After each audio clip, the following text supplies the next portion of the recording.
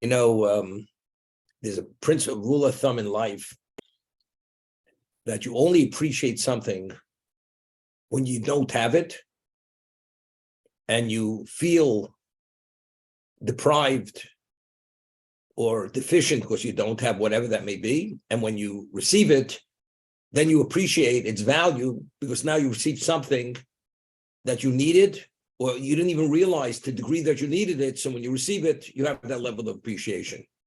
But if a person would always have what he needs and he's not lacking anything, naturally you don't appreciate what you have because you believe it's always supposed to be this way. It's only by not having do you appreciate what needs to have. It's a rule of thumb. But really, that is the basic principle of existence. We're born into a world, it seems everything's in place. And if you live a life where all humanity, even if they live below the poverty level, but if everybody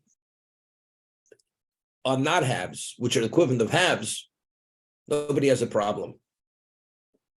But if you have people who have and don't have, and the average person has and you don't have, then you really appreciate what you don't have and you want to have what others do have. That's the reality of life. God is perfect on the absolute level. God is infinite. If he's infinite, there's no beginning, there's no end, there's no deficiency. And as we discussed, whatever systems exist within existence, the laws of nature, whatever they may be, those systems, the basis for the system is he himself because he wills that system. And as he wills the system, every moment he can will the system cease to be. And therefore, what happened in Egypt, whether it's the splitting of the sea, or it's the 10 plagues, or lifting the mountain over the heads of the Jews at the time we received the Torah at Sinai, and bringing heaven to earth is not a problem. Because the only reason why heaven is in heaven and earth is on the earth is because God wills that's the way it should be. That should be the infrastructure of physical existence. But if he should will it to be different, it is different. And so he is the source of the system. It's only when we realize, when you see the revealed miracle, the splitting of the sea, the 10 plagues, which have never happened in existence before, and you can't deny it's God's intervention, then you begin realizing what you believed until now to be reality is not reality. That systems are set and fixed, etched in stone, they can't be changed. Now you understand, we may not be able to change nature, but God, who's the source of all existence, because he wills existence, if he chooses to will anything different, it's different. And that's why that was the basis for the plagues in Egypt. We say, Anochi Hashem Elokecha, the first of the 10 commandments. I am God. I took you out of Egypt. Why do we say, I am God who created the world? The answer is very simple. It's true, God created the world, but when mankind came into the world existed. In Egypt, we were slaves, and we were living within a system. God went, and he overrode the system, despite how much we were locked into that system. And society believed that. And the height of civilization, and this was the location of sorcery, which was everything which was the antithesis to spirituality. All the deities, God destroyed the deities. People believe deities are independent of God. No, the deities have no independence. They only function as God wills they should function. So therefore we say, I am God who took you out of Egypt. Only at the time of Egypt, when we saw the difference between before and after, do we have an appreciation of God, that God is the system. From creation, we don't know God's the system, because we weren't there at creation. Even Adam, that he came about after creation was in place, only because he was endowed with that level of understanding, he understood it. But the moment he became a little befuddled due to the ingestion of the evil, he wasn't able to internalize that. But the Jews, they didn't have to internalize it. They actually experienced the reality. They were beneficiaries, and they witnessed the difference between the before and after.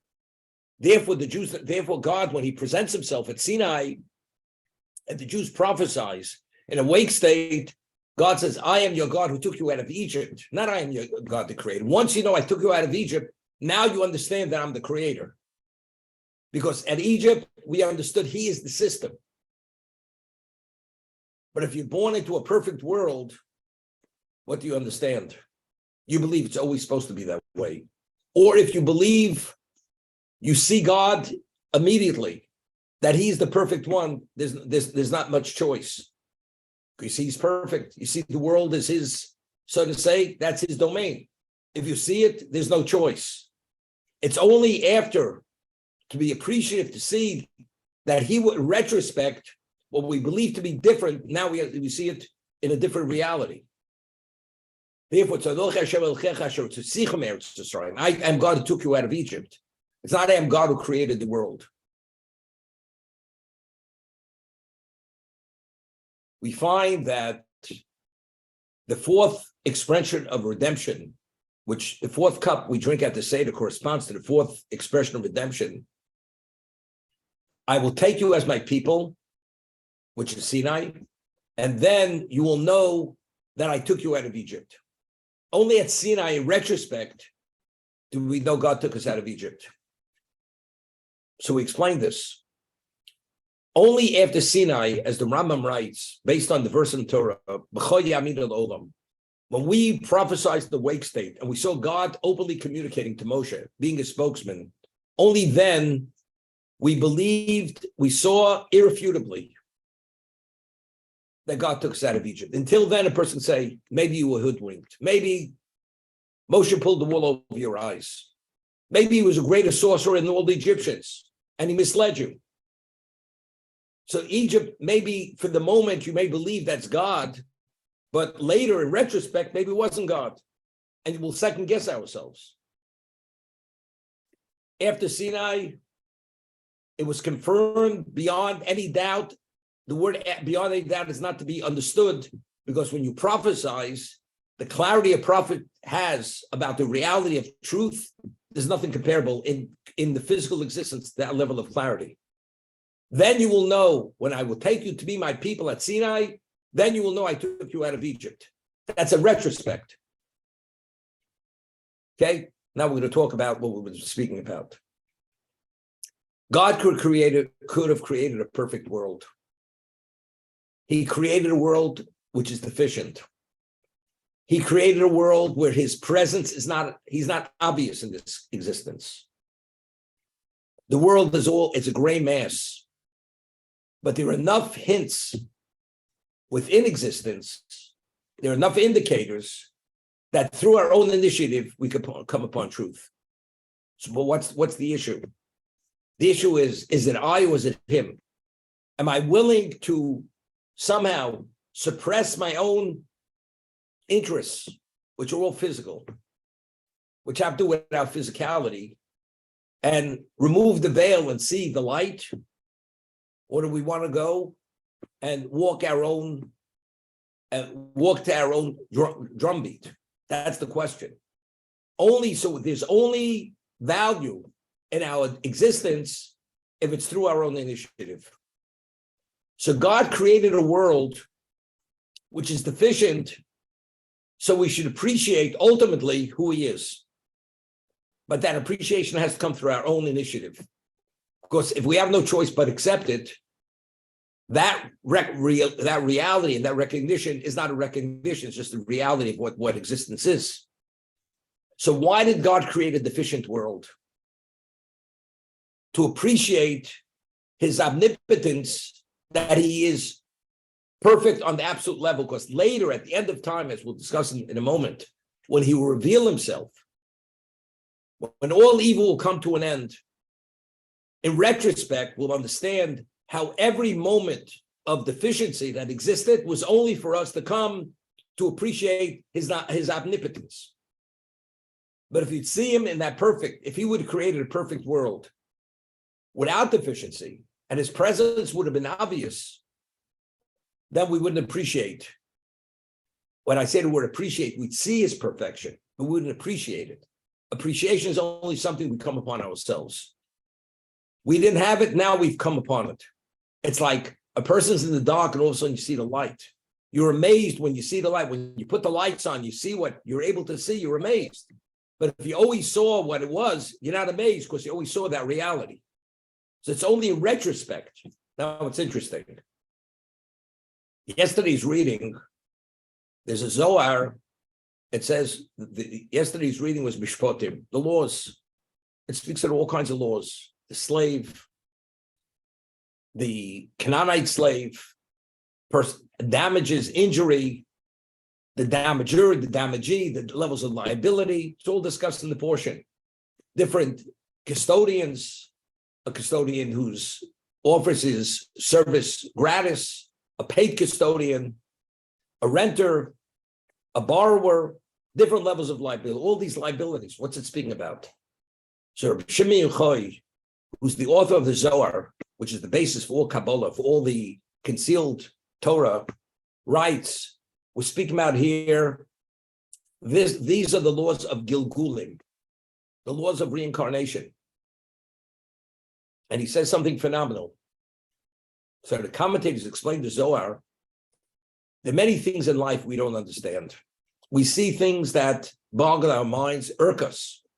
You have a child born abnormal. You find a child born with handicaps, a child suffering. People who seem to be righteous and devout, and they get the short end of the stick.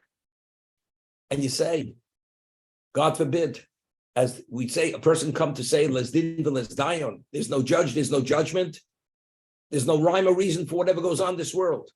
How do we understand it? After Sinai, Ela Mishpatim. These are the laws which pertain to people who were here before. And most people were here before in this existence. And there was much debt we had to pay, we didn't pay. So the person that's only comes back into this existence to pay debt.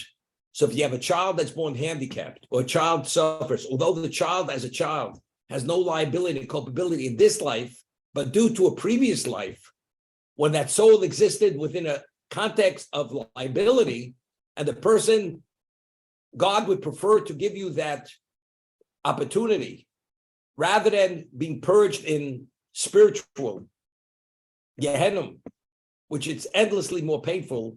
He prefers that it should happen in the physical world because it's less, you pay the debt more easily. And not only that, it's a challenge for the parents. It's a challenge for many people because many people ask questions. They say, it doesn't make sense. And if people are able to put it in perspective due to their belief in God, then that is a context of opportunity to make a choice. This is how the Zohar is explained. You find things we don't understand. Don't whatsoever.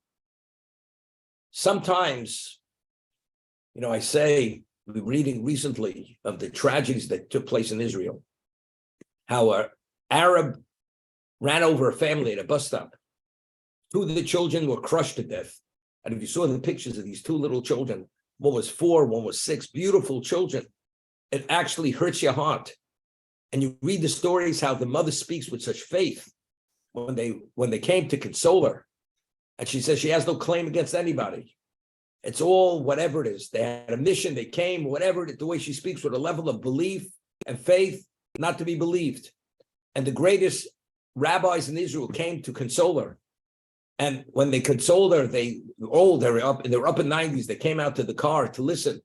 And the pain was so overwhelming, even they broke down crying. They didn't have enough compassion to be able to console them because that's how painful it was. But it doesn't shake their faith whatsoever. Everything is God. God is Daino Emes. God's justice has no iniquity in it.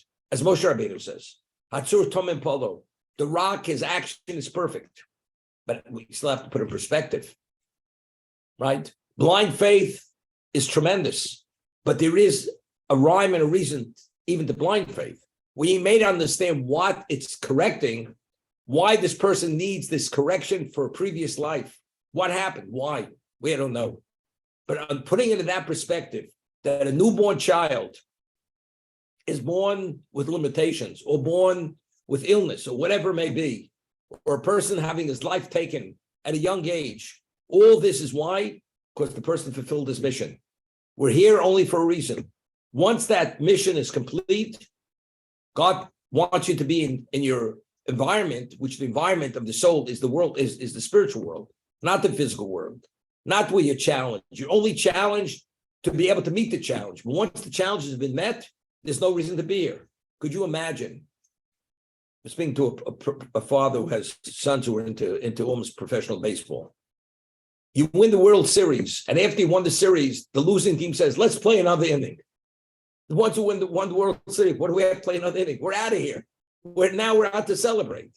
You know, you win the Super Bowl, you got the ring already. Let's play. What do you mean? We won. Last touchdown, we're out of here. We're celebrating. Once this soul has achieved its mission and it met all the challenges to bring about what it's meant to bring about, what's the point? It has no value to go beyond that point. But only God knows when you meet that challenge, which you achieve that level of perfection. And only then, but in this world, it's all conceptual. It's all based on belief. But when God will reveal himself at the coming of Mashiach, will there no longer be free choice? Then we'll appreciate in retrospect every detail why it had to happen that way to bring about the perfection at the end of time. In retrospect, we say hindsight is 20/20, but going forward, many questions. Now, how do you resolve the questions? The only way you resolve a question is, very often, it's not a question. There's no answer to the Holocaust. There's no explanation of the Holocaust. But if you have faith and trust in God, there is no question. Do I have an answer to the question? I have no answer to the question. Is it a question? It's something I don't understand, but it's not a question. Therefore, that question doesn't gnaw on me. But if it is a question, and you need an answer, over time, that question will gnaw on you to a point it may undermine your faith. But if you have sufficient faith, you put the question on the back burner, as there are many things I don't understand. We don't understand.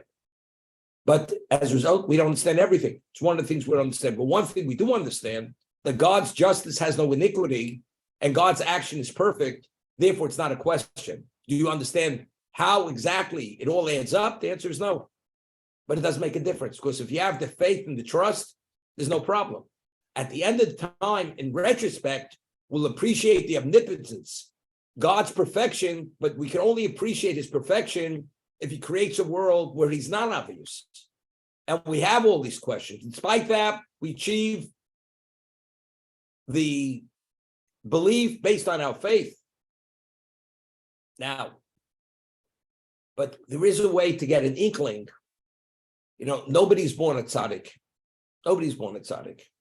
The Talmud tells us in Sanhedrin that tzaddikim are greater than the greatest angel. There are angels which are described in the Talmud, which they're not to be fathomed, the dimension of clarity and dimension in the spiritual world. A tzaddik, this little 5-foot man who lived 70 years or 50, whatever he lived, God values him more than the greatest angel. Gedolim tzaddikim malchei hashoris. Tzaddikim are greater than the greatest angel. How's it possible? The person, the tzaddik, is infinitesimal compared to this spirituality of this angel, the understanding of the angel, the holiness of the angel. So why does God value the tzaddik more than the greatest angel? You realize nobody's born a tzaddik. We're all born an unintelligible living creature who has potential. What we develop to be, that's all based on our initiative. So whatever we become, it's due to our initiative. It's a tribute to ourselves. The greatest angel, although he's unfathomable in his clarity and his dimension of holiness, why is he what he is? Because God created him to be that. Has nothing to do with initiative. He is that because that's what he is. The tzaddik, every moment of growth is due to that person's initiative. His investment in his life, his challenges of question, and despite that, he came to a degree of clarity due to many things that he was engaged in. But every step of the way is a choice. Therefore, the tzaddik, even though he's infinitesimal compared to the greatest angel, in God's eyes, he's valued greater than the greatest angel. But you realize, if he wouldn't have had the challenges, he would have been born with that level of clarity. He would have been created with that clarity. What would be the difference between him and the angel? Nothing. There's no difference. Exactly the same. So it's only God himself could have created a perfect world, but if he would have created a perfect world, which would have displayed his perfection, it's obvious who he is. He created a deficient world, a world where we're in the dark, so to say, relatively speaking. Even the greatest times, he was still concealed. Because even the first temple with miracles every day, you had prophets. But despite all that, people were idolaters. People turned their back on God. So you see, even when the sun is shining, there's certain areas of shade which are so overcast that you don't see the reality of God's presence. So you can imagine after the destruction of the second temple, in our time, where God's presence is not obvious, far from obvious, but there are certain mechanisms. Today, there was a certain person I knew, he had a detached retina. And God forbid, person will lose his eyesight. But medically, if you could attach it and you could somehow guarantee it remains, you could see. Person has a cataract. Your vision becomes blurred. You take the cataract off, you start seeing. God gives us the certain mechanisms or mediums which allow us to see despite all the questions. It's called Torah mitzvos. But even that is based on our initiative. A person has special glasses he has to wear because otherwise he has astigmatism. He sees double, he sees triple. Everything's distorted. He puts on those glasses, he sees clearly. But it's your choice. Do you put on the glasses? Don't you put on the glasses? You have to walk a half a mile and force open a heavy door to get those spectacles to put on your eyes. There's an effort. You got to walk. You have to force the door open. And you may even have to humiliate yourself to ask for those lenses to be able to see. If you want to see, that's what you have to do. The challenges. You have to study. You have to invest. You have to give up other things for other things. You can't, as we say in English, you can't have the cake and eat it. There's always a cost factor. But if you invest correctly and appropriately, the return and the value, the result of that is phenomenal. All of a sudden, you start seeing things you didn't know before. Because the average human being doesn't see what you see. And God gave us mediums to allow us to see God's omnipotence despite his concealment in this existence. What are those mediums? Torah and mitzvos. We spiritualize ourselves by doing the mitzvos. We study Torah. This is the antidote. King Solomon, the wisest man who ever lived. Ner mitzvah Torah or. You have an illuminator. It all illuminates. We have an understanding to grasp. It's interesting. I've been reading a book lately, put out by Art Scroll. It was for the 25th yard site of Moshe Feinstein.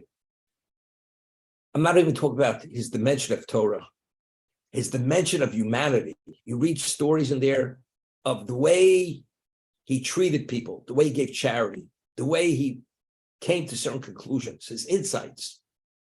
It wasn't because he was only a good person. It's clear from the stories there, it all emanated from his greatness in Torah. Only because he was from the greatest of the generation, and he had an instant recall, and his selflessness to do the will of God. He said something beautiful. I read yesterday that many years ago, he was in Los Angeles for a Apollo meeting, and he was a man in his maybe early 70s, and he had a very long day. At the end, and somebody had accompanied him from New York for this Apollo meeting, and he says to the person, there's a rabbi who lives maybe 10 miles from where they were, and it was very late in the evening. I would like to go visit him. Because if he's here and he knows I didn't visit him, he's going to feel offended, and I want to go visit him. So the person says to Rabbi Feinstein, even though wherever he was able to walk in the street and review the Talmud. He had everything committed to memory. There was never a moment that he wasted. Everything was fully invested. So he says, you realize, but you could go in private without distraction, sit in front of a volume of the Talmud. You could study for a few hours. You're going to see this rabbi. So he says, he answered like there's something phenomenal. We say in the Shema, you should love God with all your heart, with all your soul, and all your assets. So Rabbi Feinstein says, so what does God want? How do you demonstrate your love for God? With all your possessions, regardless of the cost factor. He says, what is my possessions? My possessions is the Torah. That's my wealth. This is what he said. This is my wealth. You're supposed to give of your wealth to display your love for God. So if it's the right thing to visit this person, to give that person that special value, for me visiting him, I'm willing to give up my wealth. My wealth is my Torah. That's what he said. You understand what that means? So everything was evaluated, not because he related, because the man's going to be offended, because he understood what his obligation, how he has to display and live his life to show his love for God, to give everything, your heart, your soul, and your wealth. For us, our wealth is our monetary. You know, the Chafetz Chaim, once a year, he would do tshuva. He would repent for 45 minutes of feeling that he didn't utilize his time properly for the study of Torah. 45 minutes in a year, could you imagine? And I guarantee you, and every time he felt he wasted maybe a minute, he would record it in a little notebook. At the end of the year, it turned out he added up the minutes. It was 45 minutes for the year. But we wasted a day.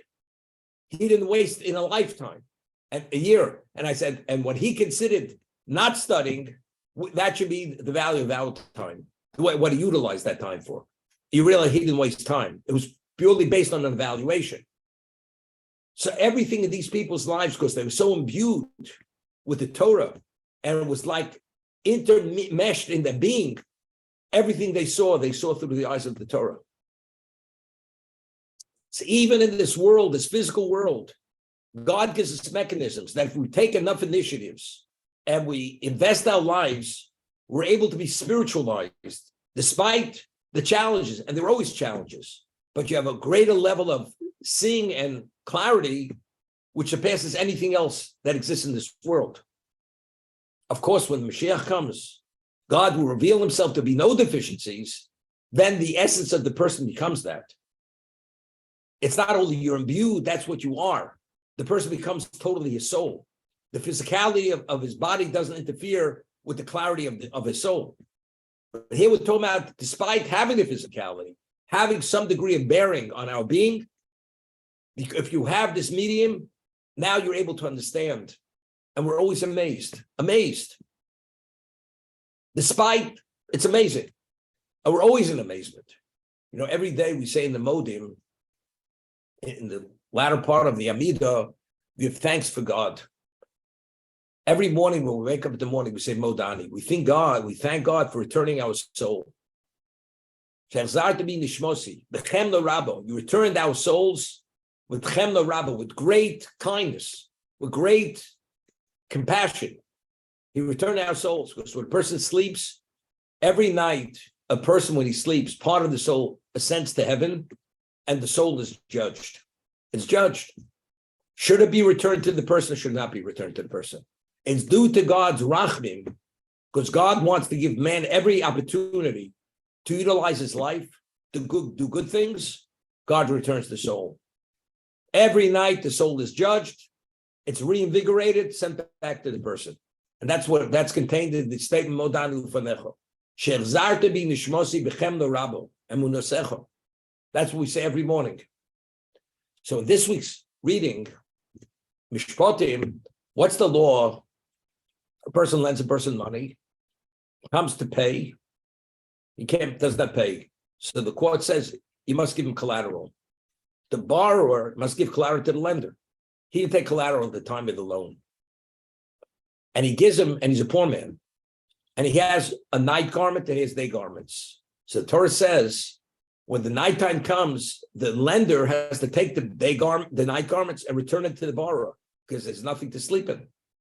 And then he gives him his day garments as collateral. When the day comes, the lender again has to come to the borrower, return it. So every day he's returning day garments, night garments, back and forth. Person says, it's ridiculous. How many times do I have to be involved in this process? Back and forth and back and forth.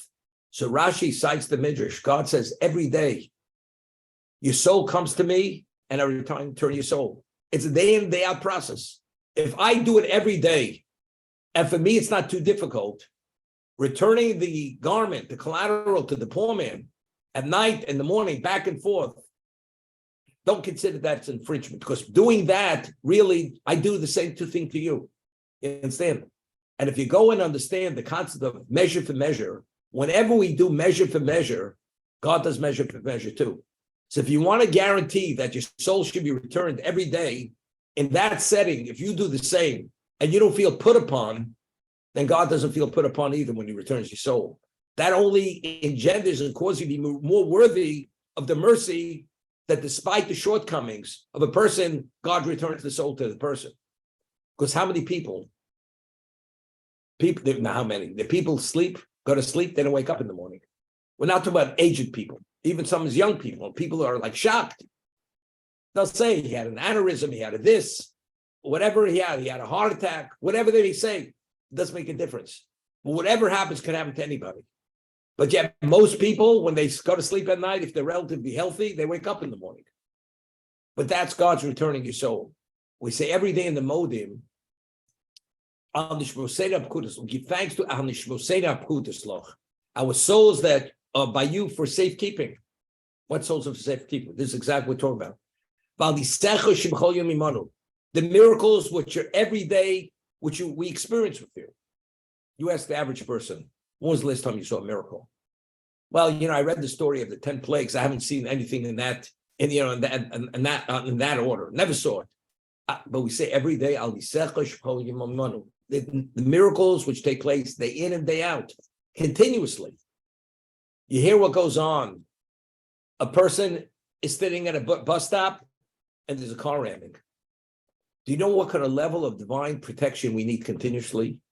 You ride in the car, you walk down the street. Endless things could happen, but they don't. Why don't they? Because God's watching over you. But they could happen. And anybody who is sensible and rational knows, as much as you try to protect yourself, there's always something that could happen. Always. Just now in the Middle East, you had an earthquake. Right? How many people were killed? How many people were injured? What about the fallout? What about the spill in Ohio, the train spill? And all these people being exposed to this toxic, terrible chemicals, which could cause who knows what, cancer. People that drink the water, the soil, this, who knows what. All these things can happen anywhere. Why don't they? These are the miracles which God is continuously performing for us. But you only appreciate those miracles if you put on those special lenses. If you have those special lenses and you understand nothing happens in existence unless God wills it should happen, for whatever reason, we don't know why, here and not there, but it's all because God wills that, all of a sudden, it's a growth lesson. You thank God it's there and not here. And when we say, the miracles which God performs continuously, we appreciate that we're beneficiaries of those miracles, because if it happened there, it can happen here. Why didn't it happen here? Because God watched over you. That's what didn't happen here. Now you read stories. A person adopts a lion cub, and there was a special relationship between the person and the owner of the lion. The lion gets older, or it happens with certain kinds of dogs, and then the dog goes and kills its master. Kills its master. People say, who would have believed? Doberman Pinscher. Who would have believed? German. Who would have believed? Doesn't usually happen. So you never know. When it done well, it was a crazy dog. The dog had some kind of whatever it is. Was short-circuited. That's why it did what it did. Does anybody know why, when, where, how? Nobody knows. But how do we have appreciation for that? You have to have those sensitivities. You have to have those neurons. Give you an example. Person walks into a room and he smells something toxic because he has a very acute sense of smell. When he smells that toxic smell, he runs from there. An older person whose sense of smell is not so keen, he stays there and he inhales enough of it, then now all of a sudden the person has to be taken to an emergency room to be given all kinds of neutralizers to neutralize whatever the effect is. When you study Torah and you do mitzvos, it gives us a keen sense of many things, that we realize and see things, and we see God's hand in creation. We see it. We see his shleimus. We see his perfection. We see how everything makes sense. As we say, nobody could choreograph existence the way God choreographs it. Lahavdin. Everything perfect. We read the story of Eliezer and finding the wife for Yitzchak. He was commissioned, he was told by Avram, find the wife, gave very specific details, prerequisites, who's qualified. Yitzchak himself, where was he? He was not at his mother's funeral. Nobody can be closer to his mother than Yitzchak. Where was he? So the commentators, he was on Mount Moriah. That after the Akedah, he stayed there for 3 years. He was first returning after 3 years. As he returns, who does he meet? He meets Eliezer coming back with his wife. Literally, to the moment. Could you imagine? It should be so synchronized that the moment Eliezer comes back, at that moment, Yitzchak's returning from Mount Moriah after 3 years, and he takes her, and she's the equivalent of his mother. All the miracles are restored in the tent. The cloud over the tent, the blessing, the bread, everything. How does it happen? The timing is unbelievable. I always say, what happened in the World Trade Center, when the terrorists, they crashed those planes into the World Center, what is the chance and the likelihood they depart from different locations and they crash into the in the towers, besides being able to get away with what they got away with, but they synchronized it, that both planes crashed relatively about the same time. How could it be? That's the Sechor. That's a miracle. I mean, the miracle there had a terrible consequence. The death, the disruption of the world, separate. But that, God was talking loud and clear. God was putting down that his claim to existence. I am the master. And as much as you think this is the power of the world, the economy, might is right. The Pentagon, they penetrated everything. The United States was never attacked. Now it was attacked. The heart, well, how does this happen? It doesn't happen only because there's a special divine protection. As much as the Nazis tried to infiltrate the United States with the V2 subs, all this, to bring about destruction here, they didn't succeed. Why? Because there was a shmirah. Because there was divine protection over the northern hemisphere. The terrorists, what happened in Afghanistan, what happens in Israel, what happens in the Middle East, in Iraq, car bombings. Why doesn't it happen in the United States? God forbid it should happen. Why? To such a degree. The plot is always foiled. Why? One answer. We're under God's protection. God's protecting us. Every day, it's Alisecha Shem Kol Yimanu. It's the miracles. But how do you appreciate it? That it resonates. And we see from that how God is in full control. That's God's omnipotence. You can only do what God allows you to. Outside of that, you can't do anything. But that's choice. How do you process that? How do you evaluate it? How do you see it? So God created a deficient existence. We don't see him. That we should appreciate his absoluteness despite not seeing. But at the end of time, in retrospect, every detail that had transpired, good or bad, whatever it is, we see it was a necessity to come to for that appreciation at the end of the day to understand why it had to happen in retrospect. We say every day, God renews creation every day. It means much more that he wills creation continuously. Give you an example. The world always has to be tweaked, has to be tweaked continuously. Why? If, let's say, man chooses to do more good, that means God's energy flow is a different energy flow. If man chooses to fail, there has to be another energy, because it has to be continuously configured that we have to meet the ultimate objective at the end of time. So there's always has to be tweaking of the system to be able that at the end of time we should achieve the goal, which is perfection. Therefore, it's continuous. You know, we attribute their peaks, their values. These things happen. Every so often you have a virus, you have a pandemic. They had, the last was in the 20s. It repeats itself. There have been many answers. But why certain times there were solutions? You could address it. You couldn't address it. How many people died? What? Where? What's it all about? The details speak specifically, we don't know. But it's God causing it to happen. But how do you know that? But this repeats itself. The bubonic plague, most of Europe died during the Black Plague. Why? Why did Jews not die? So they attributed it to it.